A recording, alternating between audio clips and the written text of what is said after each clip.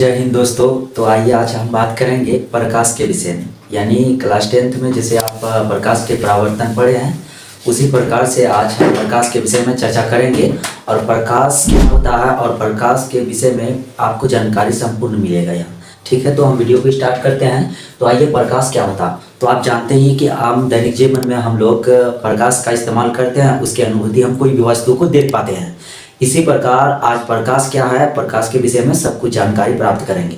तो चलिए, प्रकाश क्या है। तो प्रकाश एक प्रकार का कारक है, यानी प्रकाश वह कारक है जिसके सहायता से हम किसी वस्तु को देख पाते हैं या फिर देख सकते हैं। ठीक है, यानी प्रकाश वह कारक है जिसके सहायता से हम कोई वस्तु को देख सकते हैं। तो प्रकाश समझ में आ गया कि यानी प्रकाश एक प्रकार का कारक है जिससे हम कोई भी वस्तु को देख सकते हैं। अब तो आम जिंदगी में अपना प्रकाश के विषय में जानकारी प्राप्त करते ही हैं।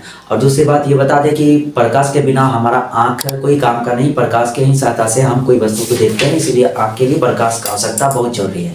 तो चलिए, तो आज बताएंगे प्रकाश एक प्रकार का ऊर्जा है। प्रकाश एक प्रकार का ऊर्जा है, तो ये किस प्रकार का ऊर्जा है, तो ये बात बताते हैं कि ऊर्जा संरक्षण के सिद्धांत से हमें ये पता चलता है कि प्रकाश एक प्रकार का ऊर्जा है। प्रकाश एक प्रकार का ऊर्जा है, ऊर्जा संरक्षण के सिद्धांत से हमें ये पता चलता है। जैसे कि आप जानते हैं, अल्बर्ट आइंस्टीन ने ये बताया था कि ऊर्जा एक दूसरे रूप में ट्रांसफर होता है। यानी ऊर्जा कभी मतलब उत्पन्न ना किया जा सकता और ना तो इसको समाप्त किया जाता। ऊर्जा एक दूसरे रूप में स्थानांतरित यानी बदला जा सकता है। उसी प्रकार के हिसाब से हम कह सकते हैं कि प्रकाश एक प्रकार का ऊर्जा है। जिस प्रकार आप जानते हैं कि एक रासायनिक ऊर्जा ले लीजिए, बैटरी जैसे हो गया। बैटरी का ऊर्जा जैसे कि सोलर यानी सोलर सिस्टम से जैसे कि सूर्य का प्रकाश आता है, उससे सूर्य की रोशनी से हम क्या करते हैं कि सोलर से लाइन से बैटरी में चार्ज करते हैं, रासायनिक ऊर्जा प्राप्त करते हैं। उससे यदि हम कोई पंखा या फिर बॉल चला लेते हैं तो उससे ये पता चलता है कि ऊर्जा का एक दूसरे रूप में ट्रांसफर होता है। इसी कारण हम कह सकते हैं प्रकाश एक प्रकार का ऊर्जा है, यानी ऊर्जा का एक दूसरे रूप में ट्रांसफर करते हैं। जैसे कि पंखा घूम जाता है, यानी सोलर से बैटरी चार्ज हुआ, बैटरी से पंखा घूम गया। इसका मतलब हुआ कि जब तक ऊर्जा नहीं तो अपनी पंखा घूम गया। इसका मतलब यही होता है कि प्रकाश एक प्रकार का ऊर्जा है। यानी प्रकाश और बता दें, प्रकाश दोहरी प्रकृति का होता है, जिसका मतलब होता है डबल नेचर। डबल नेचर यानी एक होता है कण के समान और एक होता है तरंग के समान। अच्छा, कण के समान क्या होगा? कण के समान होता है कि जब प्रकाश किसी सतह से टकराकर, यानी कोई भी सतह से टकराकर उसी माध्यम में मतलब परावर्तित हो जाए, यानी आपतित होकर परावर्तित हो जाए, उसको ही प्रकाश का कण के रूप में देखते हैं। कोई सतह से टकराकर जब लौटता है तो तब हमें देखने के लिए कण के रूप। सबसे पहले सर आइजैक न्यूटन ने इस चीज का पता लगाया, प्रकाश एक प्रकार का कण है। सर आइजैक न्यूटन ने सबसे पहले पता लगाया कि प्रकाश एक प्रकार का कण है। और दूसरी प्रकृति होता है तरंग। तो प्रकाश एक प्रकार का तरंग है। कैसा तरंग है? प्रकाश एक प्रकार का विद्युत चुंबकीय तरंग है। जिस प्रकार आप जानते हैं कि अंतरिक्ष में जिस प्रकार की प्रकाश जिस माध्यम में गमन करती है, यानी सीधा माध्यम में गमन करती है, उस समय प्रकाश विद्युत चुंबकीय तरंग के तरह व्यवहार करता है। और दूसरा एक अनुप्रस्थ तरंग है। अनुप्रस्थ तरंग मतलब क्या हुआ? जब प्रकाश की गति ऊपर नीचे इस प्रकार की गति करे तो इसको कहते हैं कि अनुप्रस्थ गति। समझ में आ गया? तो यानी इसका मतलब हो गया कि अनुप्रस्थ तरंग है। प्रकाश एक प्रकार क्या है? अनुप्रस्थ तरंग है।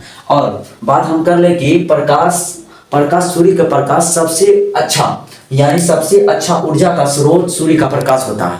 सूर्य का प्रकाश, आम जिंदगी में तो बहुत सारे प्रकाश है, लेकिन सबसे अच्छा स्रोत किसका है? सूर्य का प्रकाश। ऊर्जा का सबसे अच्छा स्रोत किसका है? सूर्य का प्रकाश। अब बताइए, अंतरिक्ष में जैसे कि प्रकाश जहाँ पे निर्वात यानी कुछ नहीं, जहाँ पे हवा पानी या कोई माध्यम ना हो, जिस माध्यम निर्वात में चलेगा प्रकाश, तो निर्वात में सबसे अधिक प्रकाश चलेगी। निर्वात किसको बोलते हैं? जहाँ पे प्रकाश मतलब एकदम खुलेआम में चले, यानी प्रकाश को कोई प्रकार का माध्यम ना, जिसको रोकने वाला कोई ना हो, यानी जहाँ हवा ना हो तो उसको क्या कहेंगे? निर्वात। तो सबसे अधिक प्रकाश की चाल निर्वात में होता है 3 × 10⁸ मीटर पर सेकेंड, यानी इतना चाल से प्रकाश चलता है। सबसे पहले इसका पता लगाने वाला प्रकाश में यानी प्रकाश निर्वात में जो चलता है, तो निर्वात में प्रकाश का वेग का पता लगाने वाला एक व्यक्ति था जिसका नाम था रोमन ने सन 1676 ईस्वी में पता लगाया था कि प्रकाश का वेग कितना होता है निर्वात में। और एक माध्यम में गमन करता है, वो माध्यम हो सकता है कांच, जैसे पानी, आवाज जिसमें हो जाए, तो इस प्रकार का माध्यम को माध्यम बोला जाता है। ठीक है, प्रकाश यानी दोनों माध्यम में गमन करती है।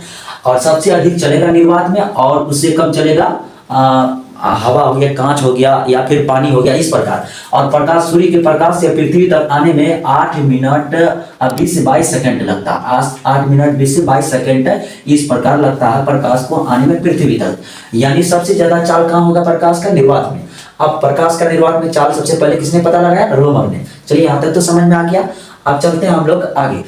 जिससे प्रकाश निकलता है उसे प्रकाश स्रोत कहते हैं। यानी यहाँ पे बताया गया है कि जिससे प्रकाश निकले उसे क्या कहा जाता है? प्रकाश स्रोत कहा जाता है। जैसे कि सूर्य या बल्ब, इस प्रकार को हम प्रकाश स्रोत कहते हैं। जिस वस्तु से प्रकाश निकले ना उसी को प्रकाश स्रोत कहते हैं। स्रोत मतलब हुआ source of light, source of light यानी प्रकाश का स्रोत।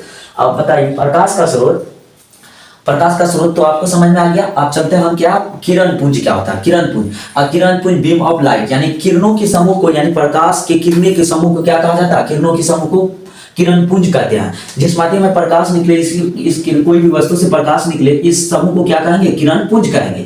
अब किरण पुंज 3 टाइप के होते हैं, एक समांतर और एक अभिसारी और एक अपसारी होता है। जिस प्रकार की अभिसारी और अपसारी और समांतर, अभिसारी मतलब हुआ क्या कि जब प्रकाश विभिन्न दिशाओं में आकर एक ही बिंदु पर आ जाए तो ऐसी चीज को कहेंगे अभिसारी। और जब प्रकाश एक माध्यम में चलकर विभिन्न माध्यम में फैल जाए, एक माध्यम से दूसरे माध्यम में विभिन्न दिशाओं में फैल जाए तो ऐसी चीज को कहेंगे अपसारी। यानी डाइवर्जिंग और कन्वर्जिंग। डाइवर्जिंग मतलब हो गया कि प्रकाश को बिखर दिया, यानी इधर उधर चले गया। और कन्वर्जिंग मतलब हो गया कि प्रकाश को एकत्रित करके एक ही जगह पर, मतलब प्रकाश को गमन कर, मतलब एक ही बिंदु पर लाता है। तो ऐसे चीज को कहते हैं अभिसारी। और अपसारी, अभिसारी और समांतर, जब एक ही रेखा में प्रकाश चले तो उसको क्या कहेंगे? समांतर, उसको कहेंगे समांतर। तो यहाँ तक तो आप लोग को समझ में आ गया। अब चलिए हम प्रकाश के आधार पर, यानी प्रकाश के उत्सर्जन के आधार पर प्रकाश को हमने 2 भाग में बांटते हैं, एक प्रदीप्त वस्तु, एक अप्रदीप्त वस्तु। प्रदीप्त वस्तु किसको कहते हैं? जिससे प्रकाश का स्रोत हो, यानी जिससे प्रकाश निकले उसको क्या कहेंगे? प्रदीप्त वस्तु। प्रदीप्त वस्तुएं भी 2 प्रकार के होते हैं, एक मानव निर्मित और एक प्राकृतिक। मानव निर्मित ऐसे होते हैं जिसे मानव द्वारा बनाए गए, जिसे प्रकाश का स्रोत हो, जैसे कि बल्ब, टॉर्च, मोमबत्ती, ये सब मानव निर्मित है स्रोत, प्रदीप्त वस्तुएं हैं। अब जिस प्रकार की आप जानते हैं प्रदीप्त वस्तु में एक प्राकृतिक आता है। प्राकृतिक प्रदीप्त वस्तु क्या होता है? जैसे कि जिसे गॉड द्वारा, यानी ईश्वर खुदा द्वारा बनाया गया है, उसको क्या कहा जाएगा? प्रदीप्त, यानी प्राकृतिक प्रदीप्त। जैसे सूर्य, तारा, ये सब क्या है? ये प्राकृतिक प्रदीप का उदाहरण है। ठीक है, यहाँ तक तो आपको समझ में आ गया। आप चलिए आगे हम चलते हैं। अप्रदीप्त वस्तु किसे? जिसे प्रकाश का स्रोत ना हो उसको क्या कहा जाएगा? अप्रदीप्त वस्तु। जैसे कि आप ले लीजिए, यहाँ पे ये मार्कर हो गया, बोर्ड हो गया, इसे प्रकाश का कोई स्रोत नहीं है, है ना। जिस प्रकार के आप कोई भी निर्जीव पदार्थ जिसे प्रकाश का स्रोत ना हो, जिसे प्रकाश ना निकले, उसको क्या कहेंगे? अप्रदीप्त वस्तु। अप्रदीप्त भी 2 प्रकार के होते हैं, एक मानव निर्मित और एक प्राकृतिक होते हैं। अब चलिए, संबंध के आधार पर प्रकाश को हमने 3 भाग में बांट दिया। संबंध के आधार पर प्रकाश यानी किस में गमन करेगा और किस में नहीं करेगा। देखिए, एक होता है पारदर्शी, एक होता है पारभासी और एक होता है माफ कीजिएगा, यहाँ पे है एक पारदर्शी और एक अपारदर्शी और एक पारभासी। अब पारदर्शी वस्तु किसको कहते हैं? पारदर्शी वस्तु उसको कहते हैं जिससे प्रकाश पूरे आर पार हो जाए। पूरे आर पार मतलब इधर से उधर पूरे प्रकाश आर पार हो जाए, तो ऐसी वस्तु को आप पारदर्शी कहते हैं। पारदर्शी, अपारदर्शी में पूरी प्रकाश चले जाता है, उसको पारदर्शी कहते हैं। और पारदर्शी किसको कहते हैं? जिससे प्रकाश पूरी नहीं जाए। जैसे कि दीवार हो गया, दीवार में यदि प्रकाश मारेंगे तो उधर नहीं जाएगा, वो रिफ्लेक्ट होकर यानी परावर्तन होकर इधर आ जाएगा, यानी इसको कहेंगे कि अपारदर्शी वस्तु। जैसे ये बोर्ड हो गया, बोर्ड में यदि लाइट मारे हैं, बोर्ड में उधर नहीं जा रहा, यानी प्रकाश इधर से लौट जा रहा, तो ऐसे वस्तु को अपारदर्शी। अपारभासी किसको कहते हैं? जिससे जरा प्रकाश जाए, जरा मतलब हो गया दोस्तों कि पूरे पास ना कर पाए, यानी धुंधला। जैसे जिस प्रकार के आप जैसे बोल दीजिए घिसा हुआ कांच और तेल से भीगे कागज, सबसे अच्छा एग्जांपल, तेल से भीगे कागज में पूरे प्रकाश नहीं जाएगा, थोड़ा जाएगा नगण्य मात्रा में। इसी चीज को हम कहेंगे पारभासी। तो आपको समझ में आ गया कि पारभासी और अपारदर्शी, पारदर्शी ये क्या होता है, पूरी समझ में आ गया। तो चलिए आज हम बात करेंगे किरण किसको कहते हैं। तो देखिए, जिससे प्रकाश की मतलब जिस समूह में किरण निकलेगा, जिस चीज से प्रकाश का एक स्रोत होता है, यानी प्रकाश का जिस चीज से एक स्रोत होता है, यानी किरण का एक समूह निकले उसको किरण कहेंगे। ठीक है, प्रकाश जिससे निकले उसको किरण कहेंगे। ठीक है, और उसी प्रकार आप आइए, किरण तो समझ गए, और किरण पुंज क्या होता है, किरण पुंज के विषय में आज जानकारी देंगे। तो किरण बीम ऑफ लाइट जिसको बोलते हैं, किरण पुंज किसको कहते हैं, यानी प्रकाश की किरणों के समूह को क्या कहेंगे, किरण पुंज कहेंगे। यानी किरण जिससे मतलब निकले, यानी किरण एक माध्यम में जिससे एक समूह में निकले उसको क्या कहेंगे, किरण पुंज कहेंगे। यानी प्रकाश के किरणों के समूह को क्या कहेंगे, किरण पुंज। किरण पुंज 3 प्रकार का होता है, एक अभिसारी और एक अपसारी और एक समांतर। तो अभिसारी क्या होता है, जब प्रकाश की किरण किसी विभिन्न माध्यम में यानी विभिन्न दिशा में आकर एक ही बिंदु पर मिले। जिस प्रकार आप देख सकते हैं कि विभिन्न दिशा में आकर बिंदु एक ही दिशा में आकर सब मतलब सारा किरण एक ही जगह पर आकर एक बिंदु पर रुक जाए, मतलब एक ही बिंदु पे आए, उसको क्या कहेंगे, प्रकाश का मतलब अभिसारी होगा। वहां पे क्या हुआ, अभिसारी। अभिसारी के विषय में मतलब मालूम हो क्या कि अभिसारी किसको कहते हैं। अभिसारी किरण वैसे किरण होता है जब विभिन्न माध्यम में आकर एक ही जगह पर एक ही बिंदु में आप मतलब आपतित होता है, तो उसको क्या कहेंगे कि ये अभिसारी हुआ। तो समतल दर्पण हम बनाए, इसमें प्रकाश को भेजा है और सब एक ही जगह पे आया। और दूसरा अपसारी किसको कहेंगे, जब एक ही बिंदु से विभिन्न माध्यम यानी विभिन्न दिशा में जाकर खिड़ जाए प्रकाश को, खिड़ने के माध्यम को क्या कहेंगे कि यह अभिसारी हुआ, मतलब अपसारी हुआ। अपसारी मतलब डाइवर्जिंग और अभिसारी मतलब कन्वर्जिंग। कन्वर्जिंग मतलब सारा किरण को इकट्ठा करेगा, डाइवर्जिंग मतलब हुआ सारा किरण को एक जगह कर बिखरेगा। मतलब कन्वर्जिंग मतलब हुआ एक जगह करेंगे और डाइवर्जिंग मतलब हुआ कि पूरे बिखार देंगे प्रकाश को, यानी विभिन्न दिशा में। और समांतर किसको कहेंगे, समांतर मतलब यानी जब प्रकाश सीधी मात्रा मतलब सीधी रेखा में चले। तो वैसे आप जानते हैं प्रकाश सीधी रेखा में गमन करती है, तो ऐसी चीज को क्या कहते हैं, समांतर रेखा यानी पैरेलल कहते हैं। तो समझ में आ गया, जब प्रकाश एक बिंदु पे आए तो उसको क्या कहेंगे, अभिसारी। जब विभिन्न दिशा में प्रकाश खिड़ जाए उसको कहेंगे अपसारी। और जब किरण मतलब समांतर चले तो उसको क्या कहेंगे, समांतर। तो चलिए यहाँ तक तो समझ में आ गया। अब चलते हैं हम प्रकाश के परावर्तन, यानी प्रकाश के परावर्तन क्या होता है। प्रकाश के परावर्तन यानी परावर्तन मतलब हुआ लौटना, प्रकाश मतलब तो जानकारी दे ही दिया। परावर्तन मतलब हुआ लौटना, यानी किसी भी सतह से टकराकर, यानी कोई भी मतलब परावर्तक सतह से टकराकर जब प्रकाश लौट जाता है, यानी लौटने की प्रक्रिया को परावर्तन कहते हैं। चलिए तो आप माफ कीजिएगा, परावर्तन मतलब समझ गए। यानी परावर्तन ये एक सतह बनाया हमने। परावर्तन 2 टाइप से होता है, एक नियमित और एक अनियमित। नियमित क्या होता है, जो कि यानी रेगुलर। नियमित मतलब हुआ रेगुलर और अनियमित मतलब हुआ अरेगुलर, मतलब इरेगुलर जिसको बोलते हैं। आप परावर्तन 2 सतह में होता है, एक नियमित से एक अनियमित से। अनियमित में जो होगा उसको प्रकाश के परावर्तन से हम जानते हैं। अनियमित जैसे खुदरेपन जैसे टेढ़ा मेढ़ा। और नियमित मतलब एक समतल निश्चित सतह पर। जिस प्रकार खुदरे प्रकार में जो परावर्तन होगा अनियमित कहेंगे, और समतल मतलब समतल पे होगा यानी समान यानी समतल पे होगा तो उसको नियमित कहेंगे। उसी प्रकार हम बताएं प्रकाश के परावर्तन क्या होता है। जब आपतित किरण परावर्तित किरण यानी किसी सतह से टकराकर लौट जाए और उसी माध्यम में चले जाए, जिस माध्यम से आया वही माध्यम में फिर चले जाए, तो उसको क्या कहेंगे, ये परावर्तन हुआ। परावर्तक सतह कैसा होना चाहिए, अपारदर्शी के विषय में हम जानकारी दें, जिससे प्रकाश पार ना करे। ये सतह कैसा होना चाहिए, अपारदर्शी। और इसमें ऐना का एक लेप लगा दिया जाता है जिसका नाम रहता है AgNO3।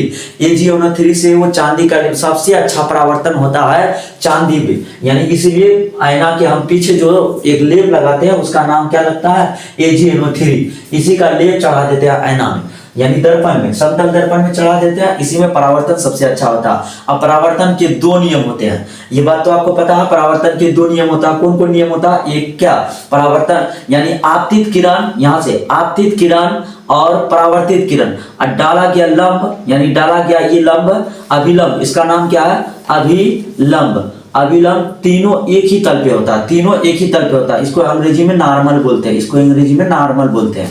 यानी आपतित किरण, परावर्तित किरण आपतन बिंदु पर यानी यहाँ जो बिंदु पर यानी तीनों एक ही तल पे होगा, तो उसको प्रकाश का कौन नियम से जानेंगे, यानी पहला नियम से जानेंगे। प्रकाश के परावर्तन के 2 नियम होता है। पहला नियम होता है आपतित किरण, परावर्तित किरण, डाला गया लंब यानी अभिलंब, यानी तीनों एक ही तल पे होता है, उसको क्या कहेंगे कि प्रकाश का परावर्तन का पहला नियम होता है। प्रकाश के परावर्तन का दूसरा नियम होता है कि आपतन कोण परावर्तन कोण के बराबर होता है। आपतन कोण परावर्तन कोण यानी जितना डिग्री ये से आया उतना डिग्री ये भी रहेगा, मतलब ये I बराबर R होगा, I बराबर R। यदि थीटा कोण से आया तो थीटा कोण से भी वापस लौटेगा।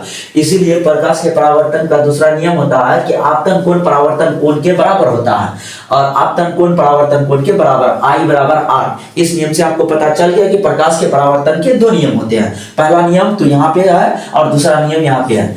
आप जाइए कि आप आते हैं आपतित किरण में कितना विचलन होता है। विचलन क्या होता है कि प्रकाश बिखर गया, जिस आपतित किरण जिस माध्यम से है प्रकाश उसी माध्यम में बिखरने को माध्यम को क्या कहा जाता है कि वो आपतित हुआ। तो आपतित किरण में कितना डिग्री का विचलन होगा, तो आप जानते हैं कि यहां से लेकर यहां तक कोण कितना डिग्री बन रहा है 180 डिग्री। 180 डिग्री के साथ साथ एक आई कोण है और आर कोण, यानी आपतन कोण है, एक परावर्तन कोण है।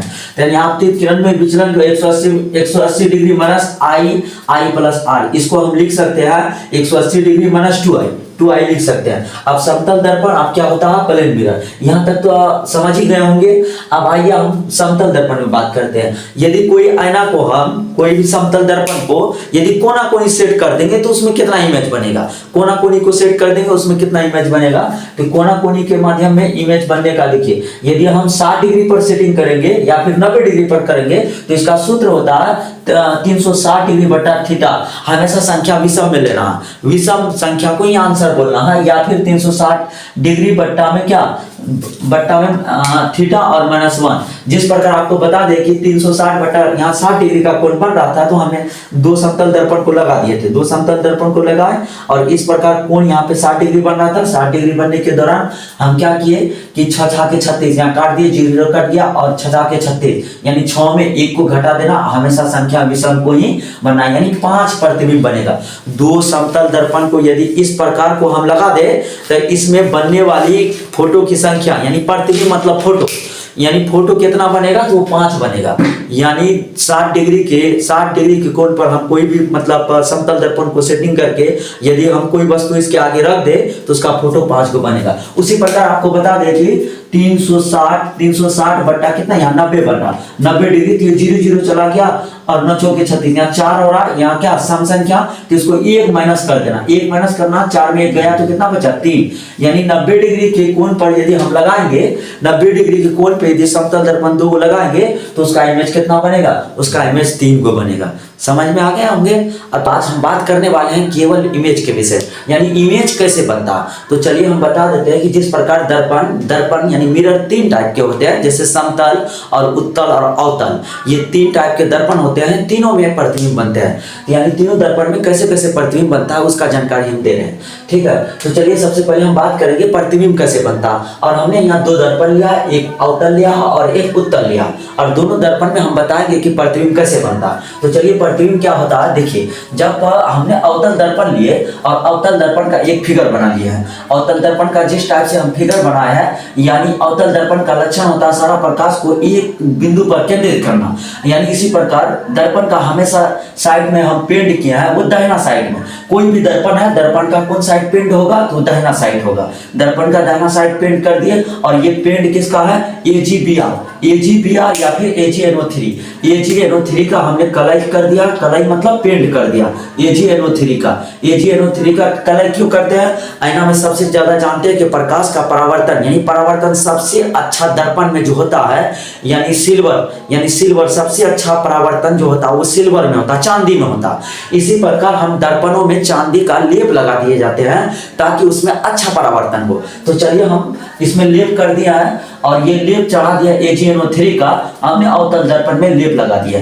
उसके बाद हमने एक फिगर बनाए, इसमें एक मुख्य अक्ष बना दिया। अब मुख्य अक्ष के दौरान एक वस्तु को रखे और वस्तु को सीधा यानी वस्तु के सीधा एक प्रकाश को भेजे तो ये अवतल दर्पण में परावर्तन के बाद ये फोकस से होकर यहाँ गुजर जाएगा, ठीक है। और गुजरने के बाद और एक लेंस मतलब एक हम दर्पण माफ कीजिएगा, और एक प्रकाश हमने इधर से भेज दिए, यानी वक्रता केंद्र यानी एक प्रकाश वस्तु के सीधे भेज दिए, तो यानी इधर से भेजे तो ये प्रकाश आकर यहाँ पे दोनों मिल गया। जहां पे मिलता है यानी प्रकाश के परावर्तक सतह के बाद जिस बिंदु पे मिलती है तो वहां पे इमेज बनता है, यानी फोटो बनता है। प्रतिबिंब बोले तो फोटो, यानी फोटो बनता है, तो उसको ही कहेंगे कि यहाँ एक प्रतिबिंब बना।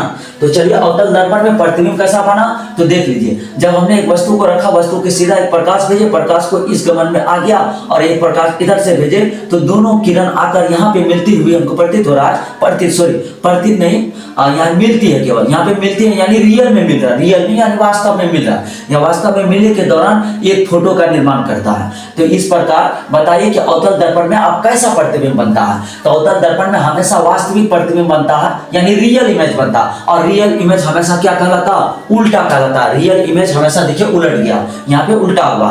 अब चलिए हम उत्तल दर्पण में चलते हैं। उत्तल दर्पण में कैसा प्रतिबिंब बनता है, तो चलिए हमने उत्तल दर्पण का एक फिगर बना दिया है। ये उत्तल दर्पण है, यानी उत्तल दर्पण उठा हुआ भाग को उत्तल दर्पण कहेंगे और धंसा हुआ भाग को अवतल दर्पण कहेंगे, यानी कॉन्केव मिरर और ये कन्वेक्स मिरर। कन्वेक्स मिरर में देखिए क्या हुआ कि हमने एक दर्पण बना लिया, इसमें पेंट कर दिए। पेंट हमेशा दाहिना साइड करना, वस्तु को हमेशा बायां साइड रखना।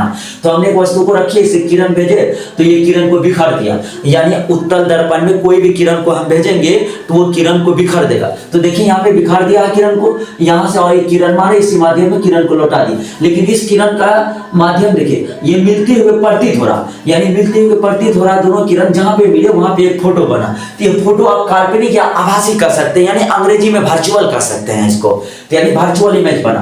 तो इस प्रकार आप देख रहे हैं कि उत्तल दर्पण में हमेशा प्रतिबिंब कैसा बन रहा, हमेशा कैसा बन रहा, आभासी बन रहा, यानी झूठा प्रतिबिंब हमें मिलता हुआ प्रतीत हो रहा। जब प्रकाश की किरण कोई परावर्तक सतह से टकरा कर और उसी माध्यम में लौट जाए और लौटने की किरण यानी उसी में मिलने का एक प्रतीत होता है, यानी मिलता हुआ हमें प्रतीत होता है, या मिलती है या फिर मिलती हुई प्रतीत होती है, तो ऐसे स्थिति में एक प्रतिबिंब बनता है, यानी फोटो बनता है। इसको कहते हैं हम इमेज बन गया। तो ये उत्तल दर्पण में हमेशा काल्पनिक या आभासी बात एक ही है, आभासी यानी झूठा, आभासी प्रतिबिंब बन रहा और प्रतिबिंब हमेशा सीधा बनता है। तो यानी आप समझ गए कि मतलब उत्तल दर्पण में हमेशा काल्पनिक और सीधा प्रतिबिंब बनेगा।